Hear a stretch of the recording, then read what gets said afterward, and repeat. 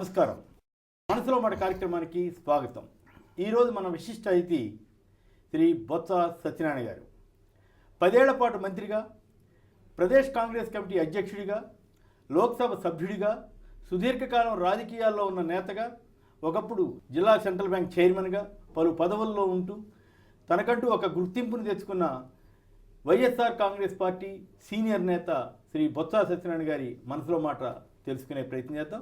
ముందుగా వారికి సత్యనారాయణ గారు నమస్కారం, స్వాగతం చెబుతూ మీరు ఈ కార్యక్రమానికి అవకాశం ఇచ్చినందుకు ధన్యవాదాలు తెలియజేస్తూ, ముందుగా మీది విజయనగరం జిల్లాలో చాలా పెద్ద కుటుంబంగా చెబుతారు. బహుశా నాకు తెలిసి రాష్ట్రంలోనే అలాంటివి చాలా అరుదైన కుటుంబం.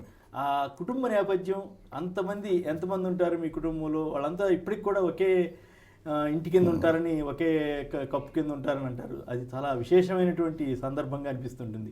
దాని గురించి చెప్తారు. అంటే ఒక ఉమ్మడి కుటుంబం అది. ఉమ్మడి కుటుంబం.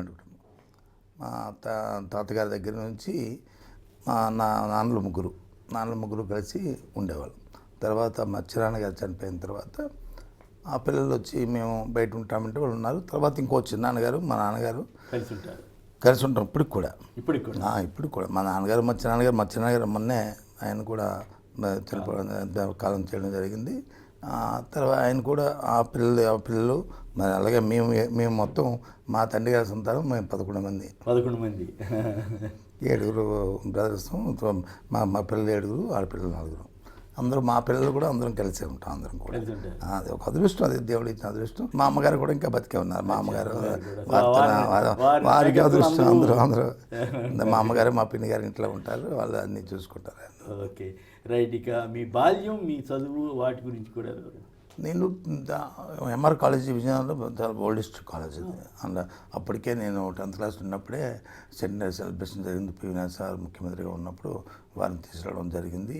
అప్పుడు చేయడం ఆ కాలేజీలో, అలాంటి ఓల్డెస్ట్ కాలేజీలో నేను వచ్చి డిగ్రీ వరకు చదివాను. అప్పుడు డిగ్రీలో ఉన్నప్పుడు నేను సెకండ్ ఇయర్లో ఉన్నప్పుడు కాలేజ్ జనరల్ సెక్రటరీగా నేను ఇక్కడ పోటీ చేయడం, గెలవడం జరిగింది. అప్పటికే మా విజయనగరంలో ఎమ్మెల్యేగా అశోక్ గజపతిరాజు గారు ఫస్ట్ టైం గెలవడం బాతే. అప్పుడు జనతా పార్టీ తరఫున ఆయన గెలవడం కూడా అప్పుడు జరిగింది. అప్పుడు ఆయన ఎమ్మెల్యే కూడా మేనేజ్మెంట్లో ఉండే రాజావారు బతికుండే, వాళ్ళ తండ్రి గారు బతికుండేవారు. అప్పుడే తర్వాత రాజా గారికి కూడా సత్సంబంధాలు ఉండేవి. ఊళ్ళో అందరూ ఉండేవారు. అందరితో పాటు మా తండ్రి గారు కూడా వాళ్ళంటే గౌరవంతో ఉండేవారు. అలాగే మా నాన్నగారు అంటే గౌరవం ఉండేవారు. రాజకీయాలతో మొత్తం సంబంధం లేదు, కానీ కుటుంబ పరంగా ఊర్లో పెద్ద మనుషులుగా ఉండేవారు. నేనే ఫస్ట్ జనరేషన్. మా ఇంట్లో ఎవరు కూడా కనీసం ఈవెన్ ఒక వార్డు మెంబర్ కూడా పోటీ చేసే వాళ్ళని తలంపు కూడా ఎవరికి లేదు. మీరు మీ శ్రీమతిని కూడా తీసుకొచ్చారు రాజకీయాల్లోకి. అది రావడం ఎందుకంటే ఇది కాకతాళీయం, వాంటెడ్లీ కాదు. ఆ రోజుల్లో తెలుగుదేశం పార్టీ చాలా ప్రపంచం. మీకు 94 అయిన తర్వాత 99లో నేను 96లో ఎంపీ పోటీ చేశాను. నేను ఓడిపోయాను. 96లో ఓటమి చెందాను. 96లో పోటీ చేశాను, ఓటమి చెందాను. 98లో కూడా ఓటమి చెందాను, కొద్ది మెజార్టీతో పోయి 99లో ఎంపీగా గెలిచాను. గెలిచిన తర్వాత జిల్లా పరిషత్ ఎలక్షన్స్ వచ్చాయి 2001లో. ఎవరు పోటీ చేయడానికి ముందుకు రావట్లే. అది బీసీ ఉమెన్ రిజర్వేషన్ అయింది. ఆ నేపథ్యంలో వచ్చి ఎవరిని పెట్టాలి అనుకున్నప్పుడు అప్పుడు వచ్చి సాంబశివరాజు గారు ఇప్పుడు ఉండేవారు మా సీనియర్. ఎవరిని పెట్టాలంటే అయితే మేము ఝాన్సీని పెడదామంటే మా వైఫ్ని పెడదామని అంటే మేము వైఫ్ని పెట్టి సార్ చేద్దామంటే ఎలా గెలుస్తామంటే చూద్దాం, సరే ట్రై చేద్దామండి, దానికి ఏముందని ఆ నేపథ్యంలో తీసుకొచ్చాం. కానీ లేకపోతే హౌస్ వైఫ్, తర్వాత ఎంపీ కూడా. సాంబశివరాజు గారు మీకు ఒక రకంగా చాలా ఫస్ట్ నుంచి ఇద్దరం కలిసి ఆయనతోనే రాజకీయంగా ఆయనతోనే ముందు పయనించడం జరిగింది. 78 కాలేజ్ డేస్ అయిపోయిన తర్వాత ఆయన పెద్ద ఆయన ఉండేవారు. అప్పటికి ఆయన 5వసారి 6వసారి ఎమ్మెల్యేకి గెలిచిన తర్వాత నేను ఆయనతో తిరగడంతో అలాగా. తర్వాత మరి ఆయనతో తేడా వచ్చిందని కూడా అంటారు. తేడా ఉంటే సహజం కదండి రాజకీయాలను. మన ఎప్పుడైందంటే 89, 94 ఆయన ఓడిపోవడం జరిగింది కదండి. 94లో ఆయన ఒకసారి ఓడిపోయినది అయింది. ఆ ఓడిపోయినప్పుడు నేను 94లో నేను ఎందుకో పోటీ చేద్దామని నాకు సీట్లు ఇచ్చారు. 94లో నేను పోటీ చేద్దామంటే ఆయన పోటీ చేయొద్దన్నారు. నేను చేస్తానేమో, ఆయన చేయొద్దని. సరే ఆయన చెప్పారు కదని చెప్పేసి ఆయన మేనేజర్. అప్పుడు ఎక్కువగా అప్పుడు మా బ్రదర్లో ఒకరు భీముల్లో పోటీ చేశారు. మా బ్రదర్ మా మా బామ్మది మా సిస్టర్ హస్బెండ్. అక్కడ కొద్దిగా ఎక్కువ టైం స్పెండ్ చేయడం జరిగింది నేను ఇక్కడికంటే. ఈయన దగ్గరికి అంటే అక్కడ ఎక్కువ టైం స్పెండ్ చేయడం జరగడంతోనే దాంతికే నేను ఓడిపోయి నువ్వు పూర్తి టైంని ఇక్కడే స్పెండ్ చేసి ఉంటే నేను గెలిచేవాడిని, నేను ఓడిపోయాను అనేది నేను పెట్టుకున్నాను. తర్వాత మా గురునాథరావు ఉండేవారు, అప్పుడు గుడివాడ గురునాథరావు ఆ ప్యాచ్ వర్క్ చేసి తర్వాత మళ్ళీ సెంట్రల్ బ్యాంక్ ఎలక్షన్ జరిగింది. తర్వాత 95 మళ్ళీ నేను ఒక్కడనే ఆంధ్రప్రదేశ్లో తెలుగుదేశం పార్టీకి వ్యతిరేకంగా అయిన వాడిని ఒక్కడినప్పుడు కాంగ్రెస్ నుంచి. ఎంపీగా ఉన్నప్పుడు మీ మీద ఒక టాక్ వచ్చింది, తెలుగుదేశం వాళ్ళతో కూడా సంప్రదింపులో ఉన్నారు, వెళ్తారు అనే ఒక ప్రచారం జరిగింది. ఎంతవరకు వాస్తవం? తెలుగుదేశం ఎంపీగా ఉన్నప్పుడు అదే ఎంపీగా ఉండి జిల్లా పరిషత్ ఎలక్షన్ జరిగేది కదా. జిల్లా పరిషత్ ఎలక్షన్ జరిగినప్పుడు సహజంగా పార్టీలో వచ్చి జిల్లా పరిషత్ జరుగుతున్నప్పుడు మా పార్టీకి గెలిస్తే బాగుంటుంది అనుకుంటారు కదా. ఆ రకంగా టీడీపీ సరే అవన్నీ ఇప్పుడు ఇది సాంప్రదాయం కాదు, ఇలాంటి మనసులో మాటే కానీ అవన్నీ కరెక్ట్ కాదు. కానీ బట్ ఆ డిస్కషన్ జరిగి ఏది జరిగినా సరే నేను రాజశేఖర్ గారు మా ఇద్దరికి అరమరికలు ఉండే కాదు, అనుబంధం ఏది జరిగినా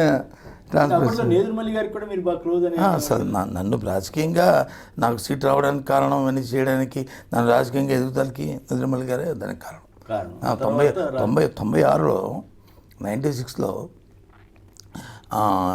ఎమ్మెల్యేగా ఇది నా సీటుకు వచ్చి ఆనందగోపాల్ గారు సిట్టింగ్ ఎంపీ, పిఎన్ఎస్ గారు ప్రైమ్ మినిస్టర్ అయితే అలా అప్పుడు అయిన తర్వాత కదా. ఇప్పుడు 96లో ఓడిపోయిన ప్రభుత్వం పోయింది. అప్పుడు సిట్టింగ్ ఎంపీని తీసి నాకు సిటీ ఇచ్చారు బికాస్ ఆఫ్ నేదురుమల్లి. బాగా బాధ కలిగించే సందర్భం ఏదన్నా? బాధ కలిగిన సందర్భం రాజకీయాలకు వచ్చిన తర్వాత.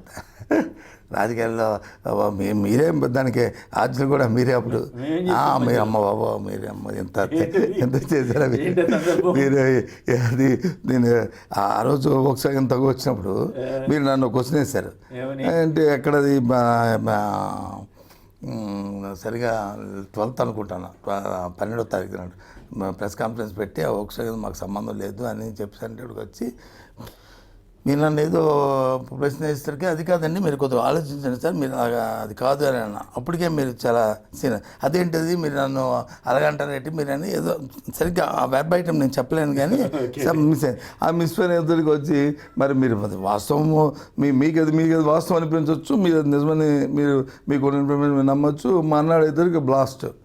మీరు అప్పుడు ఐ థింక్ ఆంధ్రజ్యోతిలో ఉండేవారు అండ్ మన దగ్గరకు వచ్చి ఒకసారి దీంట్లో వచ్చి ఈయన 11 కోట్ల రూపాయలు అందులో వాడు పట్టుకుపోయాడు. 11 కోట్లు వచ్చి సోషల్ పట్టుకుపోయాడు. సోషల్ పట్టుకుపోతేప్పటికి ఈయనకి అందులో భాగస్వామి ఉన్నారని చెప్పి పెద్ద ఐటమ్ ఫస్ట్ వచ్చింది మీ దాంట్లో.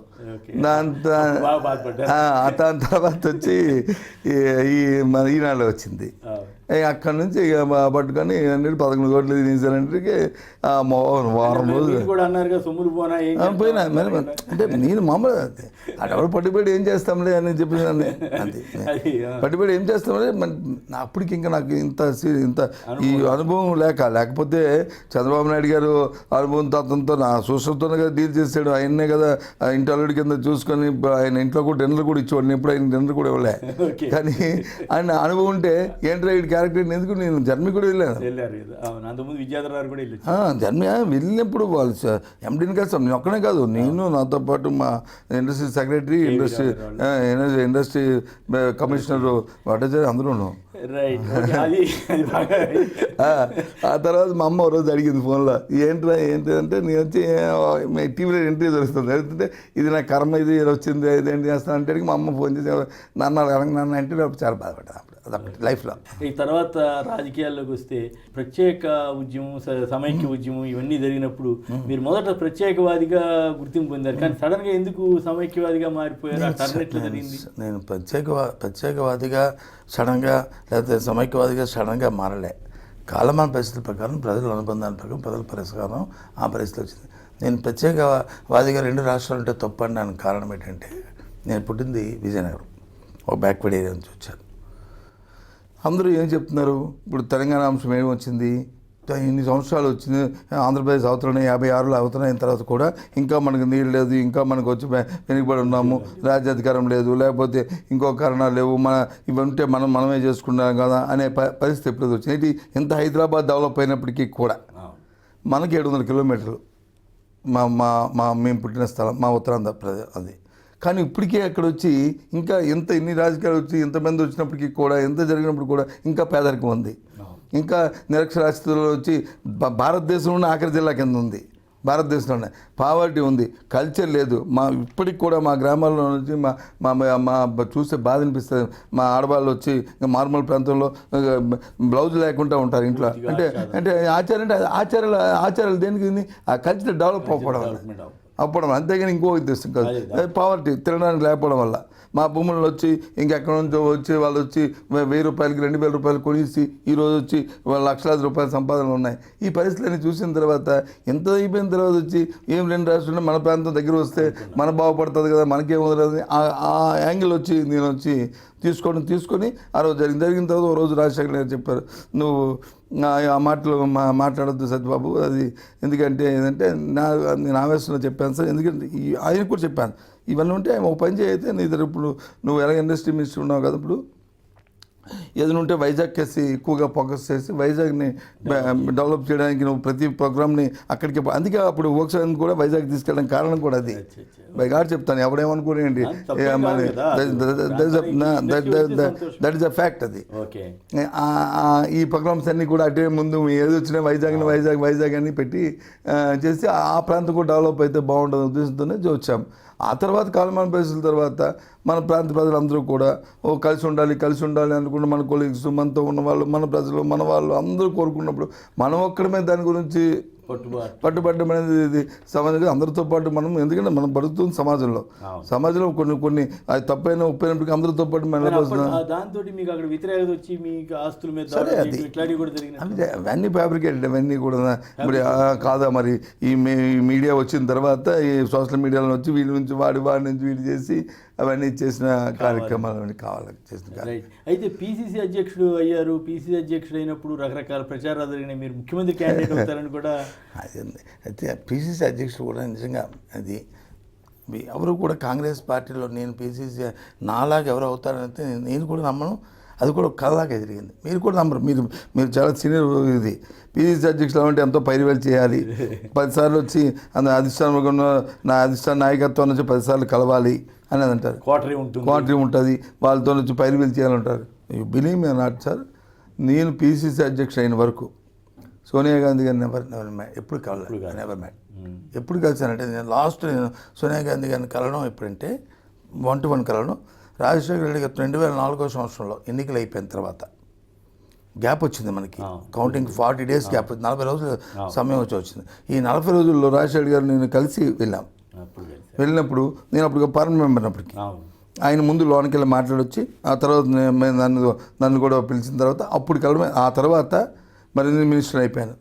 మినిస్టర్ అయిపోయిన తర్వాత ఇంకా నాకు అవసరం లేదు, ఏది పైరువీ చేసుకున్నా మినిస్టర్ పార్టీ రాజశేఖర్ గారు చూసుకోవడం కానీ ఆ తర్వాత కానీ అయింది.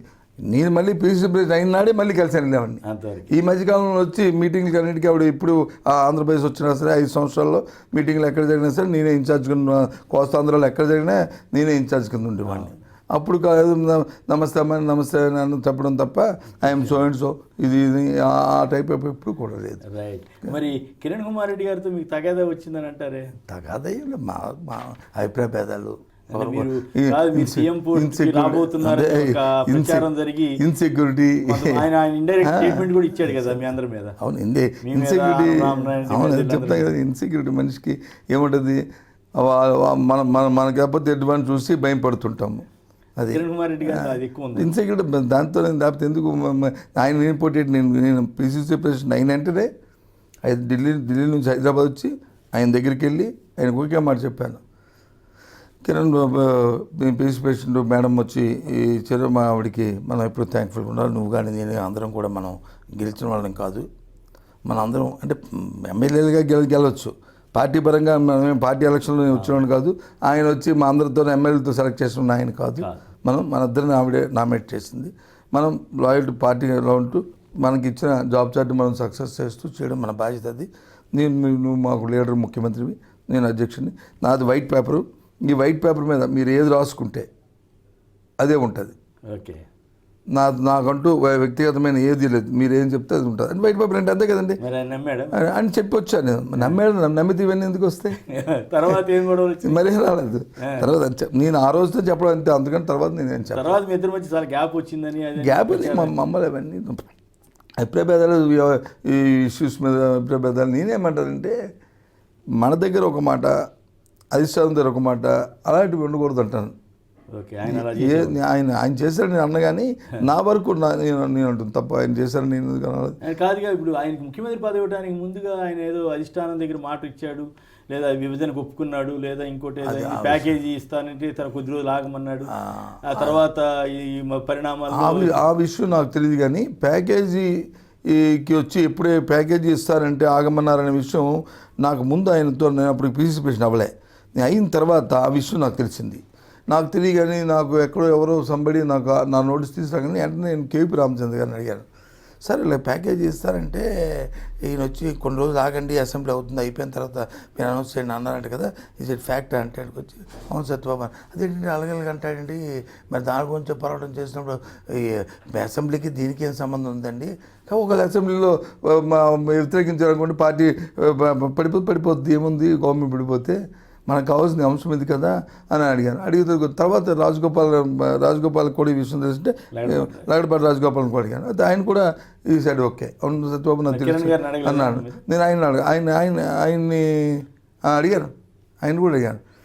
తర్వాత వచ్చి మన రామనారాయణ అడిగాను, ఆయన కూడా అవును సత్యబాబు నీకు తెలియదా, నీకు తెలియకపోతే ఎలా ఉంటుంది అనుకున్నాం, నిజంగా నాకు తెలియదండి నిజంగా. తర్వాత ఆయన అడిగాను కిరణ్ ఎందుకు తిరుగుబాటు చేశాడు, వాళ్ళ అధిష్టానం యొక్క మనిషిగా ఆయన బయటికి వచ్చాడు కదా, తిరుగుబాటు ఎందుకు చేశారంట? దేనికి తిరుగుబాటు చేశారు? తిరుగుబాటు చేసి సొంత పార్టీ పెట్టుకున్నాడు కదా, పార్టీ విభజన అప్పుడు ఒప్పుకోలేదు కదా. ఎక్కడ ఒప్పుకోలేదు? బయట ఒప్పుకోలేదు, లోపల ఒప్పుకున్నాడు. నేను మీరు అనుకో మరి దానికి అది అర్థం అంతే కదా. అంటే డబుల్ గేమ్ ఆడాడంటారా? నేను డబుల్ గేమ్ తప్పు ఏ వ్యక్తిని కూడా ఎదురుగా లేనప్పుడు వచ్చి ఆయన కూడా మా ముగ్గురు ఉన్నాం అనుకో అప్పుడు మనం మాట్లాడుకుని పర్వాలేదు, కానీ లేనప్పుడు వచ్చి అర్థమవుతుంది నేను చెప్తున్నాను కదండి. నేను అడిగిన దాన్ని మళ్ళీ అవతల వాళ్ళు అడగండి, అది కరెక్టే. కానీ మరి ఎందుకు ఆయన పార్టీ నుంచి వెళ్ళిపోయాడు?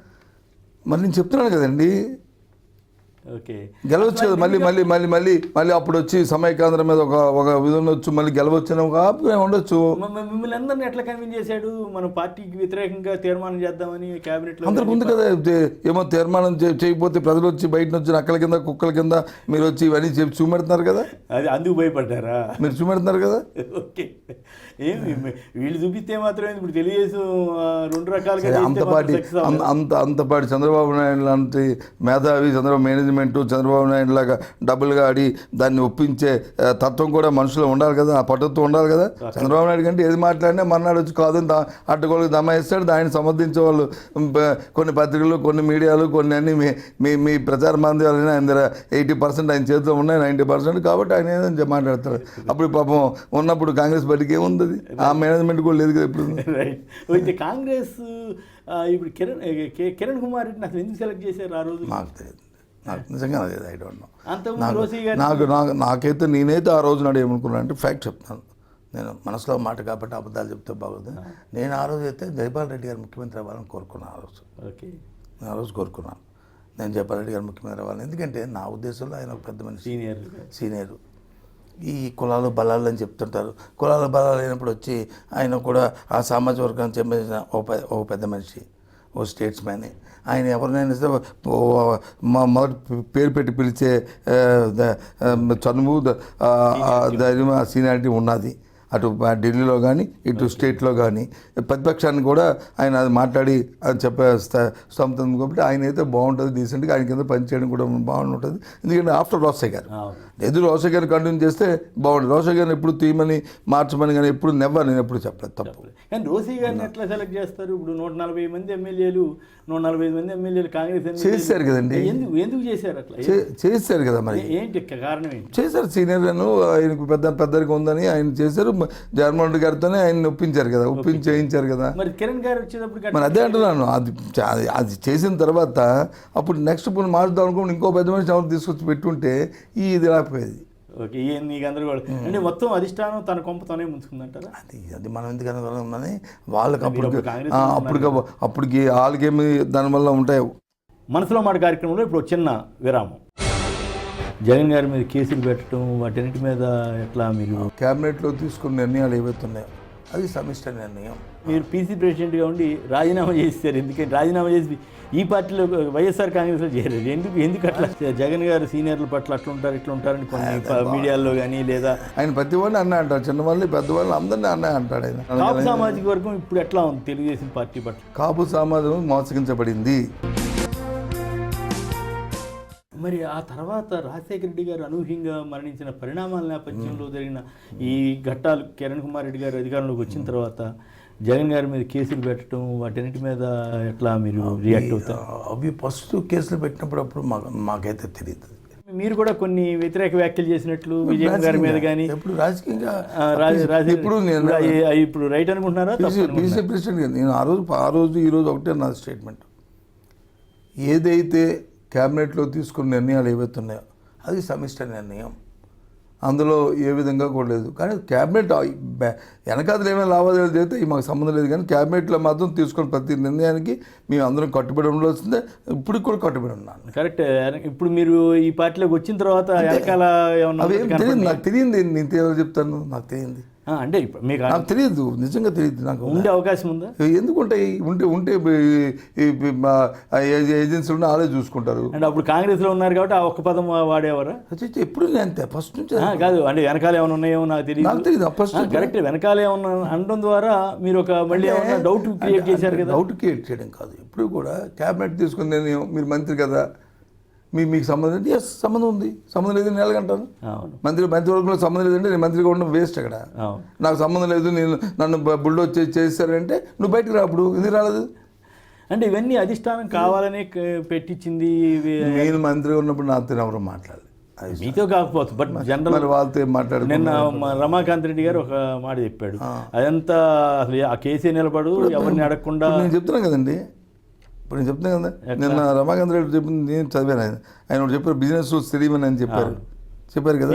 సిబిఐ నన్ను సిబిఐ ఎంఆర్ ప్రాపర్టీకి సంబంధించి సిబిఐ ఒకసారి మా ఇంటికి వచ్చి ఎంక్వైరీ చేసింది. లక్ష్మణ్ రాలేదు కానీ, ఆయన రాలేదు కానీ, జేడీ గారు రాలేదు కానీ, జేడీ కింద ఉన్న ఎస్పీ క్యాడర్ ఆఫీసరు, ఒక డిఎస్పీ క్యాడర్ ఆఫీసరు, వాళ్ళందరూ వచ్చారు ఇంటికి.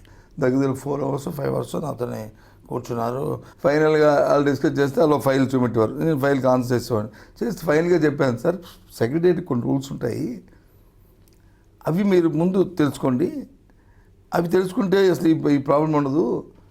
మేము సెక్రటరీ రాసిన దాన్ని వచ్చి మినిస్టర్ వచ్చి దాన్ని డెఫర్ అవుతామా, లేకపోతే ఇనిషియల్ చేస్తే అది అగ్రీ అవుతామా, లేకపోతే మినిస్టర్ సెక్రటరీ ఇద్దరు కానీ డెఫర్ అయిన తర్వాత వచ్చి సెక్రటరీ తీసుకోవాల్సిన నిర్ణయం ఏంటి, లేదా మినిస్టర్ తీసుకోవాల్సిన బాధ్యత ఏంటి, లేదు సీఎంకి వెళ్తే సీఎం దాన్ని అప్రూవ్ చేస్తే దాన్ని ఏంటి, లేదు మేము క్యాబినెట్లో వచ్చేది అప్రూవ్ అయిన తర్వాత క్యాబినెట్లో దానికి ఇచ్చి స్టిచెస్ దాన్ని ఇది రాస్తారా రాయరా, ఎందుకు తీసుకున్నామనేది రీజన్స్ అవసరం ఉందో రాస్తారా రాయరా, అవన్నీ తెలుసుకోండి అని చెప్తే అదేంటంటే అప్పుడు మా రాఘవేంద్రరావు మా దగ్గర పిఎస్ ఉండేవారు నా దగ్గర, ఓఎస్డి, ఆయన గవర్నమెంట్ ఆఫ్ ఇండియా ఆఫీసర్. ఆయన పిలిచి ఆయన కూర్చోబెట్టి సెక్రటరీ రూల్స్ తెప్పించి రూల్స్ చదివించి తినిపించాను. అప్పుడు చూస్తే అవును చేస్తారు అనుకున్నా. అందుకే కదా వాళ్ళు తర్వాత వచ్చి ఆ ఫైల్ ఇచ్చిన తర్వాత కానీ ఒక ఫైల్లో కానీ ఈ మినిస్టర్కి ఎట్టి సంబంధం లేదు, మినిస్టర్ ఇచ్చినట్టుగా ఫాలో అయితే లేకపోవడం అనేది వాళ్ళు హైకోర్టుకి సబ్మిట్ చేస్తారు వాళ్ళు. అంటే ఇక్కడ ఒక సందర్భం కూడా వస్తుంది, కొంతమంది ఏమంటారంటే ఇప్పుడు ఆయన ఆ నిర్ణయం అంటే సిబిఐ ఎంక్వైరీ చేసింది, ముందు సిబిఐ ఇచ్చిన కాపీ కనీసం చూడండి కూడా అది ఏమి సీక్రెట్ కాపీ కానీ ఉంచేసి మళ్ళీ తర్వాత ఆదేశాలు ఇవ్వటం, ఆ తర్వాత రిటైర్ అయిన తర్వాత ఆయనకి ఇక్కడ పదవి ఇవ్వటం, ఇవన్నీ ఏదో సమ్ డౌట్ఫుల్గా కొందరు మాట్లాడుతుంటారు. ఎవరికి పదవి ఇవ్వడం? జస్టిస్ రిటైర్డ్ చీఫ్ జస్టిస్కి. మేబీ నేనేమి దాంట్లో బ్యాక్గ్రౌండ్లోనే వచ్చి అది మీద నుంచి చేయించారా, ఇప్పుడు జరుగుతున్న పరిస్థితుల్లో ఇప్పుడు మనం జ్యుడిషియల్ వ్యవస్థ చూస్తుంటే మనం కామెంట్ చేయట్లేదు. కానీ ఏంటి, నేను ఎవరో ఒక judicial retired chief supreme court judge comment చేశారు, నేను ఒక ఇంటర్వ్యూ చూస్తుంటే, నేను పేరు ఎవరండి వాళ్ళు చేశారు. ఆ కామెంట్స్ ప్రకారం మనం వ్యవస్థ ఎలాగైపోయిందో మనం చూస్తున్నాం. ఈ చిన్న ఎగ్జాంపుల్ చూస్తే నిన్న తమిళనాడు ఎగ్జాంపుల్ తీసుకుంటే శశికళకు వచ్చి మెజారిటీ వచ్చింది.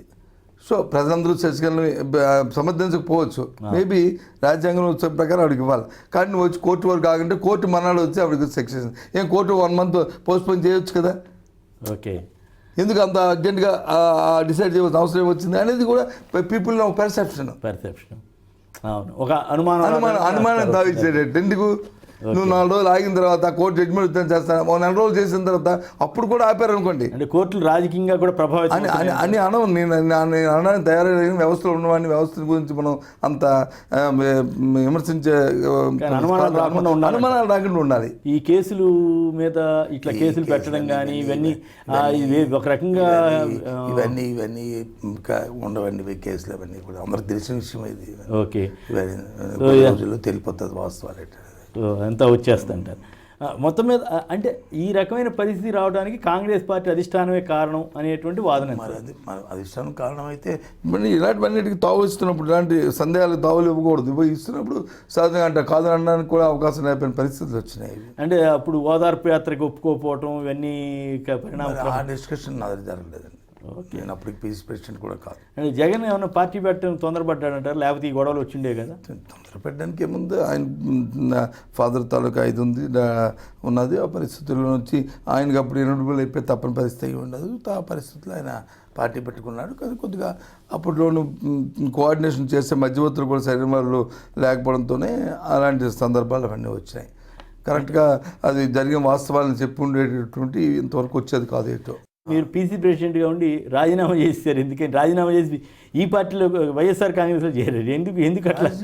అంటే ఒక పెద్ద పొజిషన్లో రాజీనామా చేసి అంటే పదవి అయిపోయింది. రాజీనామా చేసేసిన తర్వాత అదే పార్టీలో పోటీ చేశారు. ఎందుకంటే పార్టీలో పోటీ చేయడం తప్పు జరుగుతుంది. అది కరెక్ట్ కాదు.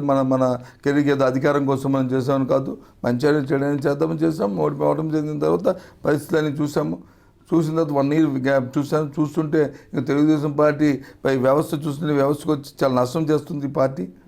ఓకే, మనలాంటి వాళ్ళు కూర్చొని ఖాళీగా ఉండి గోళ్ళు చిక్కుని కూర్చుండేది కరెక్ట్ కాదని ఉద్దేశంతోనే నేను పార్టీలోకి రావడం జరిగింది. ఇదే సరైన ఫారం అని ఎంచుకొని అప్పుడు దీంట్లో రావడం జరిగింది. కాంగ్రెస్ దీంతో మన తాలూకా ఇచ్చు ఏదైతే ఇవాళ జరుగుతున్న నష్టాన్ని పూరించడానికి కాంగ్రెస్ పార్టీ అవకాశం లేదు అనేది మాత్రం నిర్ణయించుకుని ఇందులోకి వచ్చాను. జగన్ గారి కంటే మీరు సీనియర్ కదా, ఎట్లా ఈ పార్టీలో ఎట్లా ఎమడగలుగుతున్నారు? సీనియర్ పారామీటర్ ఏంటండి?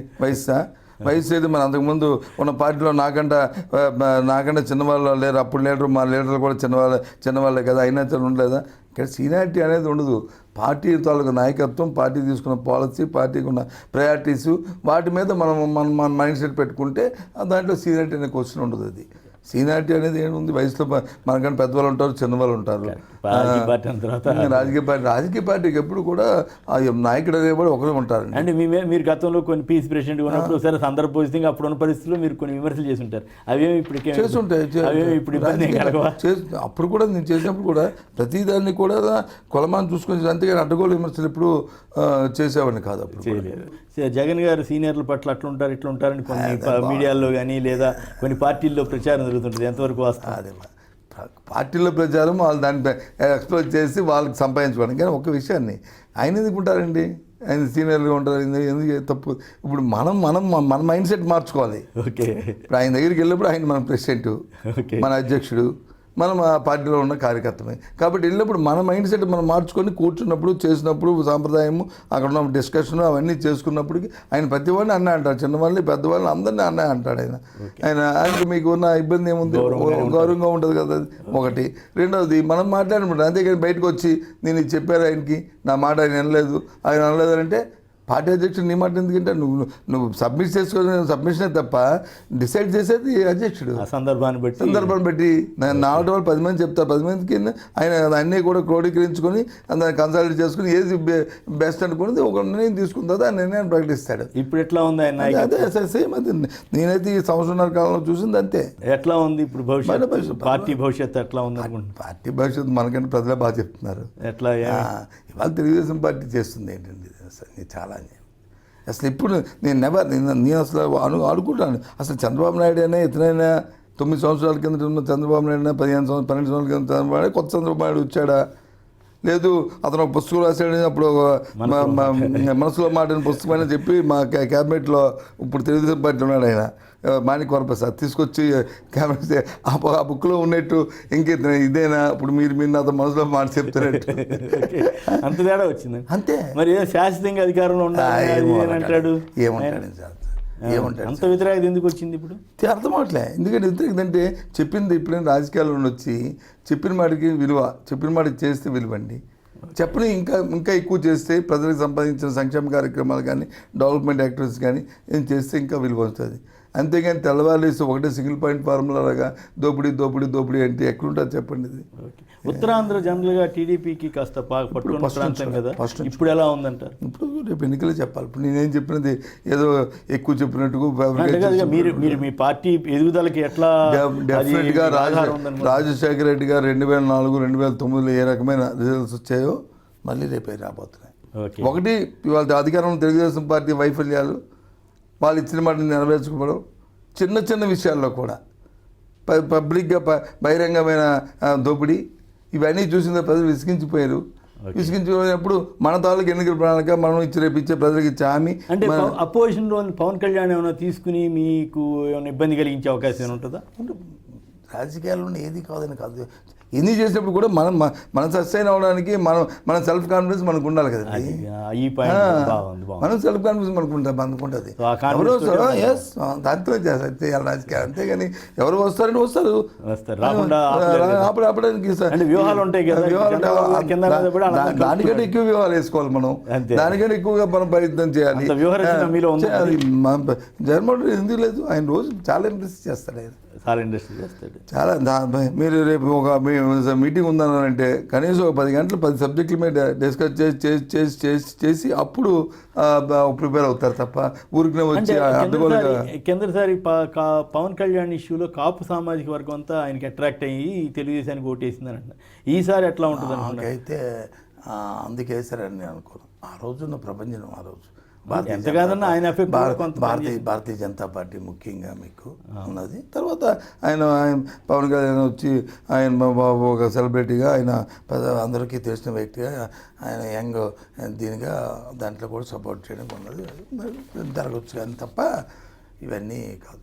అంటే పవన్ కళ్యాణ్ సొంతంగా పెట్టుకుంటే ఎట్లా ఉంటుంది, వాళ్ళతో కలిస్తే ఎట్లా ఉంటుంది, అసలు మీతో కూడా కలిసే అవకాశం ఉంటుంది, ప్రత్యేక హోదా ఇటువంటి విషయాల్లో మీ అభిప్రాయంతో ఏకీపిస్తున్నాడు కదా. మేము అందుకే చెప్తున్నాను సార్, మనకి ఆ రోజున్న రేపు రాబోయే కాలం మన పరిస్థితి మనం ఇవాళ ఊహించలేము రాజకీయాల్లో. ఏది ఏమైనప్పుడు కూడా అన్నీ కూడా అధిగమించే ఏర్పాట్లోనే, అధిగమించే ప్రయత్నంలోనే మన ప్రయత్నం చేసుకోవాలి తప్ప ఒకరు కలుస్తారు ఒకరు కలరు, కలిస్తే బోనస్ అంతే. అచ్చా, కాపు సామాజిక వర్గం ఇప్పుడు ఎట్లా ఉంది తెలుగుదేశం పార్టీ పట్ల? కానీ కాపు సామాజిక వర్గం ఇటువైపు వెళ్తుంది అనేది పక్కన పడేస్తే, కాపు సమాజం మోసగించబడింది. ఇవాళ చంద్రబాబు నాయుడు తాలూకా మాటల గారడీలో పడి మోసపోయింది.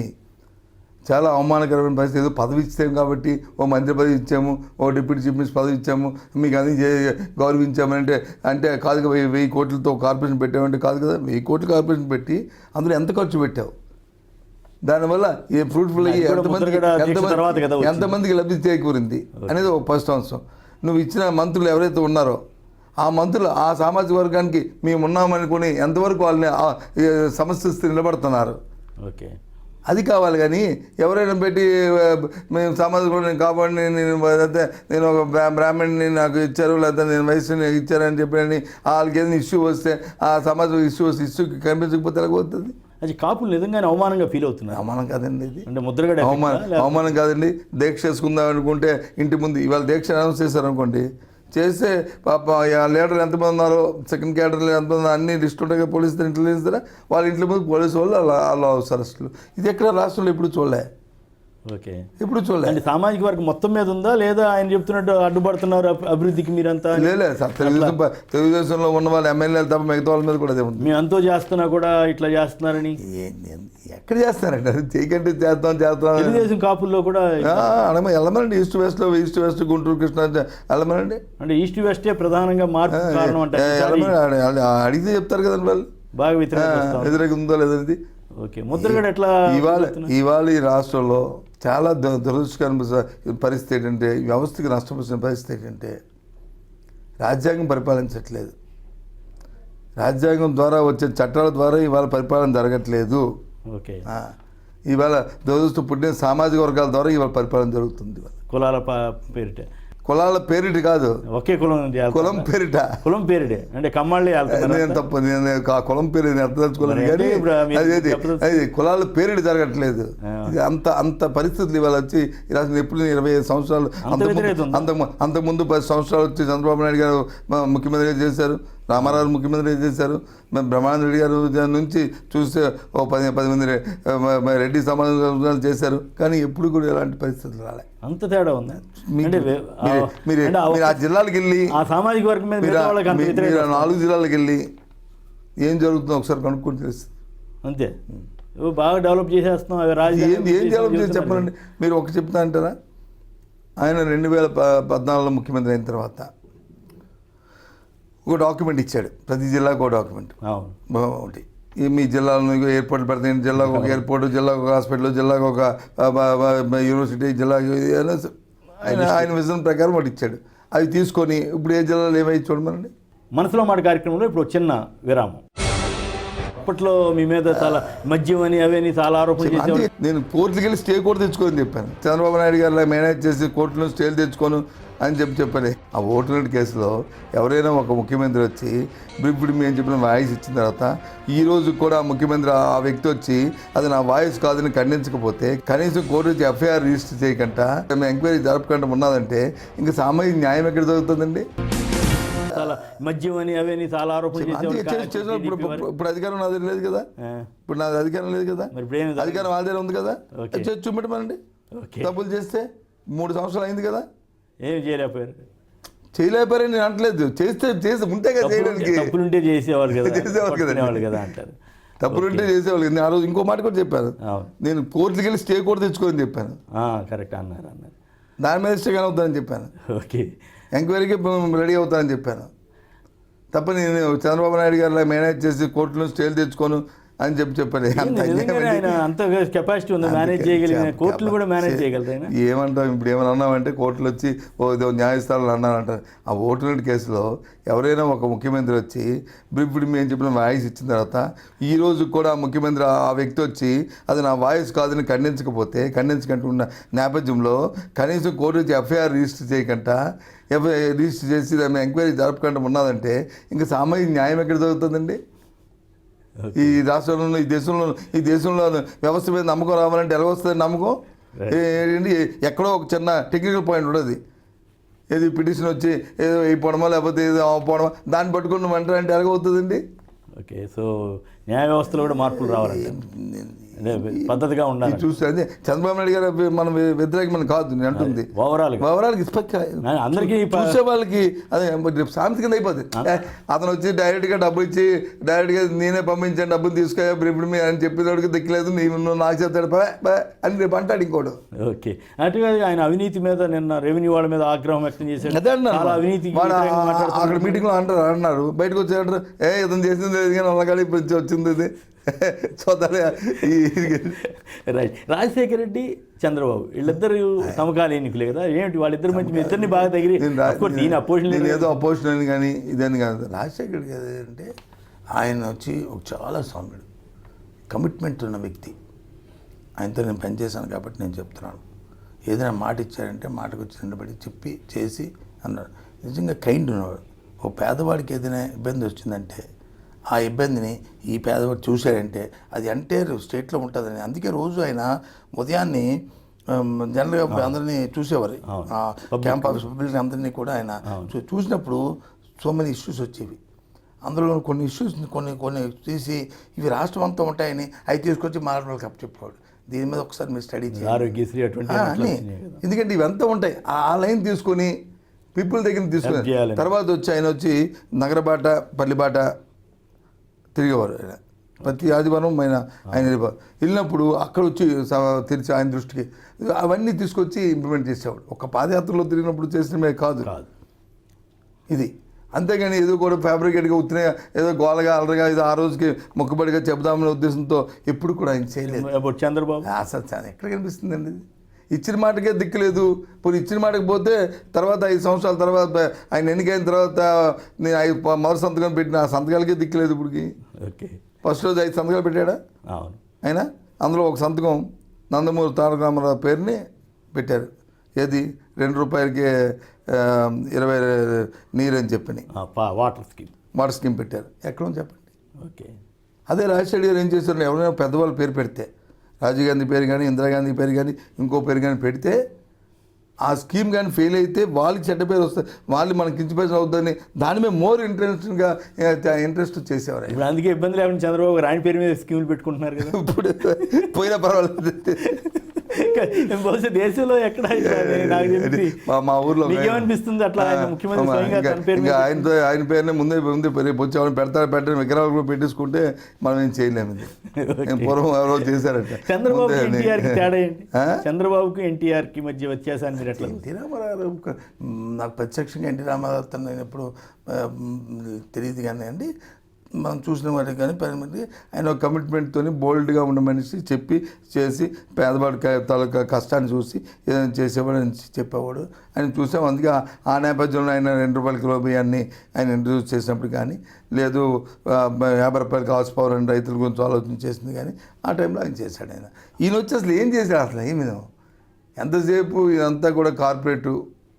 పోనీ అదైనా సక్సెస్ అయ్యి దాని నుంచి ప్రతిఫలం వచ్చే ఇండస్ట్రీ వస్తుంది అనుకుంటే రాదు. రాదు. అంటే 80% సంతృప్తి పొందే విధంగా నేను పనిచేస్తాను. ఎక్కడ ఆయన సంతృప్తి. ఒకసారి దగ్గుబాటి వెంకటేశ్వరరావు ఒక ఇంటర్వ్యూలో చెప్పారు, ఎప్పుడో చాన్నాళ్ళ కింద, ఈయన వచ్చి రోజుకి 22 గంటలు పనిచేస్తానంటున్నాడు. ఎందుకు ముద్దాబాయి వచ్చి 24 గంటలు పనిచేసేటి తెలివైన వాడు వచ్చి రోజుకి 8 గంటలు చదువుకుంటే చాలు, ఆయన డిస్టింక్షన్ వస్తుంది అనేది ఆయన తోడేళ్ళు చెప్పాడు. మీరు ఒక ఇంటర్వ్యూలో ఎప్పుడో ఒక ఐ థింక్ 15 సంవత్సరాలు 12 సంవత్సరాల కింద మీరు చదివిస్తే మీరు చూడండి, అది అంటే ఉంటుంది. నిజమవుతుందా? బయట వాడు చెప్పడం కాదు. కాంగ్రెస్ ఈ వరుసనే ముఖ్యమంత్రులను చూశారు మీరు ఎక్కడి నుంచి చూశారు ఇప్పటి వరకు వచ్చిన ముఖ్యమంత్రులు? వాళ్ళలో మీకు ఎవరు బాగా నచ్చారు? ఎవరి గుణగణాలు ఎట్లా అప్పీల్?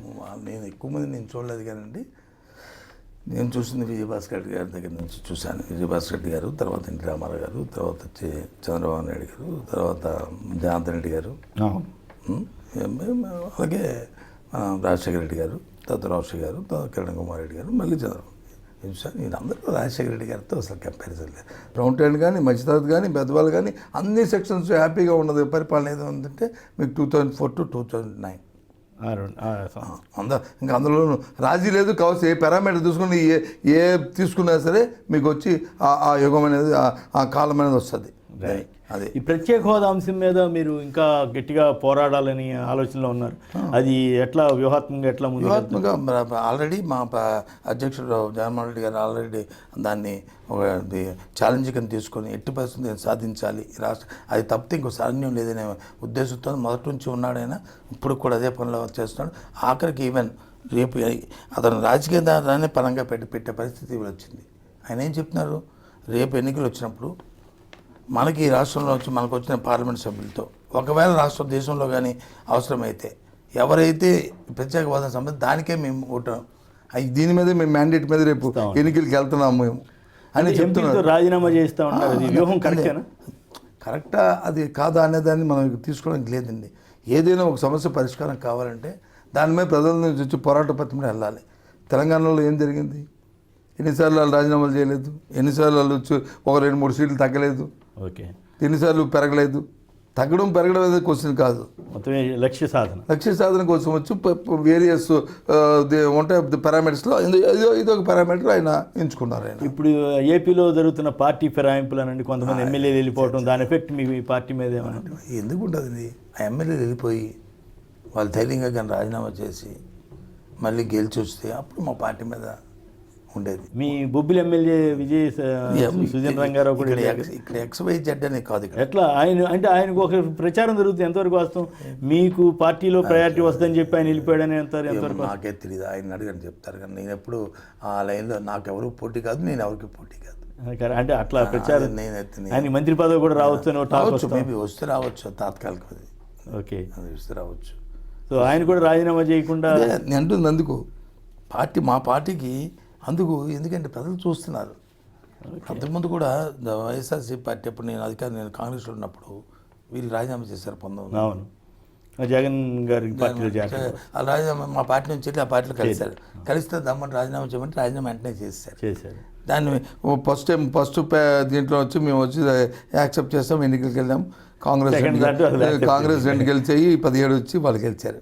అవును, గెలిచి పార్టీని సస్టైన్ నిలబడ్డారు. మేము చేసామని ధైర్యంగా మేము నిరూపించుకోవాలని చెప్పి నిరూపించుకోవాలి. రెండోసారి చేసేసరికి మేమే వెనక్కి స్టెప్ వేస్తాం, దాన్ని యాక్సెప్ట్ రాజీనామాలు యాక్సెప్ట్ చేయలేము. కానీ బికాజ్ ఆఫ్ అయితే మళ్ళీ గెలిస్తే మళ్ళీ మనం నష్టపోతాము అనే భయంతో. అప్పట్లో కాంగ్రెస్ టీడీపీలు కూడా కలిసే అంటారేంటి? ఆయన చంద్రబాబు గారు తటస్థంగా ఉండడం ద్వారా కిరణ్ కుమార్ రెడ్డి ప్రభుత్వాన్ని కాపాడాడని. చంద్రబాబు నాయుడుకి ఆయన అంతా ఇప్పుడు కూడా మేనేజ్మెంట్ స్ట్రాటజీ అని తప్ప మేనేజ్మెంట్లో ఎక్కువ ఆయన. మరి ఆయనకి కిరణ్ కుమార్ రెడ్డి మధ్యన ఏ ఒప్పందాలు జరిగేవో తెలియదు కానీ ఉండే అవకాశం ఎన్నికల్లో మాత్రం డిపాజిట్లు మాత్రం పోయేవి. ఆ 17 జరిగాయి కదా, 19లోను థర్డ్ వచ్చింది. మిగతా కూడా రాజీనామాలు అయిపోతే ఇంకా పోయేవాడు. సో అందువల్ల తటస్థంగా అది ఎప్పుడు ఆయన ఎప్పుడు చూస్తారు, ఇదే సామి చెప్పిన తెలుగుదేశం పార్టీ నక్కలాగా ఉంటుంది చూసారా, నా కాటిగా అలా కాసు కూర్చుంటుంది. ఇప్పుడు తుని ఘటనలో మీ మీద కూడా కేసు పెట్టారు. ఒకట చాలా పెట్టారు ఉంటాం, నాకు ఎవరో చెప్పారు. నాకే ఎఫ్ఐఆర్ గారు తెలియదు, నాకు తెలియదు. కానీ ఆ ఘటనలో తుని ఘటన ఓ పక్కన రైలు దాఖలు పడుతుంటే ఈయన వచ్చి అపోజిషన్ లీడర్ చేశారు, లేదా అపోజిషన్ చేసిందని అన్నారు. కానీ అరెస్ట్ చేసిందేమో కాపు నేతలను కదా. ఏమిటి అది, ఆ వైరుధ్యం ఏంటి? నాకైతే ఆ తుని ఘటన అది ఉద్రేకంతో వచ్చి అంతమంది మ్యాప్ వచ్చినప్పుడు వచ్చేసిన ఘటన అది. దానికి అందరం కూడా బాధపడ్డాం, దాని అందరం కూడా తీవ్రంగా ఖండించాం. కానీ ఇందులో మాత్రం సంఘవిద్రోహ శక్తుల కంటే అనే మాట నీకంటే తెలుగుదేశం పార్టీ తాలూకా కుతంత్రం మాత్రం అందులో ఉంది. అక్కడ అదేంటి దాంట్లో ఎట్లా? ఆ తునిలో ఉన్న అక్కడ ఉన్న రాజకీయ వాతావరణంలో, అక్కడ రాజకీయ నేపథ్యంలో, తునిలో ఉన్న పరిస్థితుల్లోనూ అక్కడ ఈ సంఘటనకు వచ్చి చెడ్డ పేరు తేవాలంటే ఏదో జరగాలి. పోలీస్ స్టేషన్ మీద దాడి జరిగాయండి, అది క్లిప్పింగ్లు తీయమండి. అందులో ఎంతమంది తెలుగుదేశం పార్టీ వాళ్ళు ఉన్నారు, ఎంతమంది కాపులు కాకుండా మిగతా కులాలు ఉన్నాయో అట్లా కూడా తీయమని ఎందుకు చెప్పట్లే బయటకు పోయి? తుని ఘటన దానికి కూడా తీయట్లేదా? తుని పోలీస్ స్టేషన్ మీద రైల్వే దాని మీద రైల్వే పక్కన పెట్టుకుంటే రైల్వే ఉద్యోగం చేసిందో దాని పోలీస్ స్టేషన్ మీద జరిగింది. స్పెసిఫిక్ గా జరిగింది. జీపులు తగలబెట్టిన ఎవరు తగలబెట్టారు? ఓకే, అంతా కూడా కుతంత్రం అండి. సో అంతా మ్యానిపులేషన్. మరి ఇలాంటి మ్యానిపులేషన్స్ ని ఎదుర్కొనే సత్తా వైఎస్ఆర్ కాంగ్రెస్ ఎందుకు లేదండి? అంటే ఆయనకి అధికారం ఉంది. అది అన్ని అధికారం ఉన్నాయి, ప్రజలు ఏం చేస్తారు? ఓటు కదా. అప్పుడే అందరూ 6 కోట్ల మంది బలంతం పెట్టి కత్తులు చూపెట్టి కర్రలు చూపెట్టి చేయించుకునే అది ఉండదు కదా. ఆయన ముఖ్యమంత్రి గారితో కూడా ఆయన కుమారుడు కూడా మంత్రిగా వస్తానంటున్నారు. ఏముంటుంది కుమారుడికి? మనం ఎంత ఒత్తి పెడితే వెళ్తే మనం అంత సత్తు ఉండాలి కదా. సత్తువు లేకుండా ఉంటే మాత్రం ఎంత చేపెట్టి తోస్తే మాత్రం సత్తు లేదు అంటే ఇంకా రాజకీయాల్లో పూర్తి స్థాయిలో వచ్చినట్టేనా? సత్తు లేదని మీరు ఎట్లా చెప్తారు? సత్తు లేదని సత్తు వచ్చి నిజంగా తాతయ్య గారి లాగో ఇంకా ఎవరిలాగో ఎదిగితే మంచి సంతోషమే. నాకైతే నమ్మకం లేదు. రైట్. ఫైనల్గా ఈ జగన్, చంద్రబాబు, పవన్ కళ్యాణ్ ఈ ముగ్గురు పోటీ ఎట్లా ఉంటుంది? పోటీ ఎట్లా ఉంటుంది అంటే బహుశా కాంగ్రెస్కి భవిష్యత్తు ఎంతవరకు? కాంగ్రెస్కి భవిష్యత్తు లేదా, కమ్యూనిస్ట్ భవిష్యత్తు లేదా అనే అన్ని పక్కన పడేస్తే ఏం జరిగినా సరే రేపు రాజశేఖర రెడ్డి గారు ఆశయాలతో రేపు రాబోయే ప్రభుత్వం వస్తుంది, అందులో రాజీ లేదు. వైఎస్ఆర్సీపీ పార్టీ రేపు అధికారం రావడం ఖాయం. నేను ఏదో ఒక వైఎస్ఆర్సీపీ నాయకుడిగా అని చెప్తున్న మాట కాదు. ఇవాళ పూర్తిగా ఉన్న అధికారంలో ఉన్న తెలుగుదేశం పార్టీ ప్రభుత్వం చంద్రబాబు నాయకత్వంలో పూర్తిగా వైఫల్యం చెంది అన్ని రంగాల్లో అందరూ కూడా చాలా ఇబ్బంది పడుతున్న పరిస్థితులు ఒక్క వర్గం తప్ప. ఇందాక చెప్పాను చూసారు, ఆ తప్ప వాళ్ళకు కూడా ఆఖరికి భయం వస్తుంది. అమ్మో మనం ఇంకా ఎక్స్పోజ్ అయిపోయి, ఇప్పుడు ఎక్స్పోజ్ అయ్యేవారు కాదు, ఇప్పుడు ఎక్స్పోజ్ అయిపోయాము, ఏం జరుగుతుంది రేపు మనం ఏమవుతుంది? ఎందుకంటే వాళ్ళంతా కూడా అది బిజినెస్ కమ్యూనిటీ. ఓకే, ఇదేమి మాలాగా వచ్చి వ్యవసాయం చేసుకునే కమ్యూనిటీ లేకపోతే చిన్న వృత్తులు చేసుకుని కుల వృత్తులు చేసుకునే కమ్యూనిటీ కాదు అది. కాబట్టి వాళ్ళు కూడా అందరూ వదిలేస్తారు అక్కడికి ఫైనల్గా వచ్చినప్పటికీ అందరూ వదిలేస్తారు. ఎందుకంటే అంత తీవ్రమైన పరిస్థితులు ఇవాళ ఉన్నాయి.